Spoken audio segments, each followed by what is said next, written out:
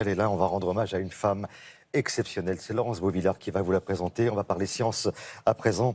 Les femmes ne sont pas toujours bien représentées dans le domaine des sciences. Et pourtant, c'est une chercheuse qu'on va découvrir. Elle est considérée comme l'une des 100 personnalités les plus influentes par le Times Magazine. Elle va même recevoir le 26 mars prochain le prix L'Oréal l'UNESCO pour les femmes et la science. Et alors, qu'est-ce qu'elle a découvert pour obtenir une telle récompense? Eh bien, vous allez le découvrir tout de suite avec Laurence Beauvillard.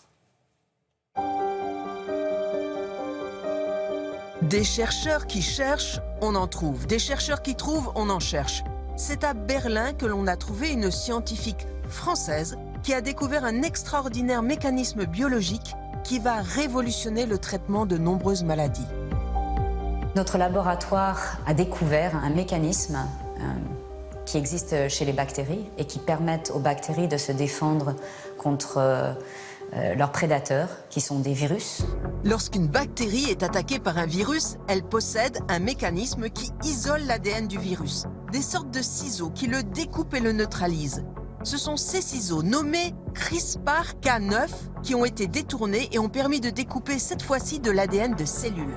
Le système peut vraiment permettre de remplacer un gène par un autre gène, permettre aussi de manipuler l'expression de ces gènes. Donc ça, c'est l'ADN qui se trouve dans le noyau de nos cellules. Qui se trouve dans le noyau de nos cellules et qui sont la composition de nos gènes. Donc il y a un code précis. Cet outil est comparé à un traitement de texte qui permettrait de corriger une faute d'orthographe ou un gène responsable d'une maladie. Et il est possible d'intervenir sur n'importe quelle cellule de l'organisme. L'idée est vraiment d'utiliser ce système et de le programmer de façon à ce que le système puisse reconnaître différents types de séquences. Et ça, on sait le faire. Oui, ça, on sait le faire. Des exemples concrets sont vraiment, par exemple, des maladies de l'œil ou des maladies du sang, où les cellules sont faciles d'accès et où là, il est possible de corriger le gène de la cellule et de réimplanter les cellules saines chez le patient. Mon souhait est vraiment de voir les premiers essais directs en clinique de cette technologie, vraiment dans le traitement de maladies génétiques humaines comme les maladies du sang et les maladies de l'œil d'ici 2 à 3 ans.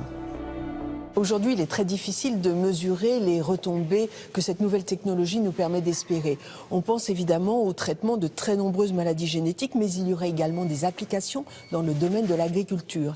Et dernièrement, un très grand généticien aurait déclaré que pour lui, la découverte d'Emmanuel Charpentier pourrait être récompensée par un prix Nobel dans les prochaines années.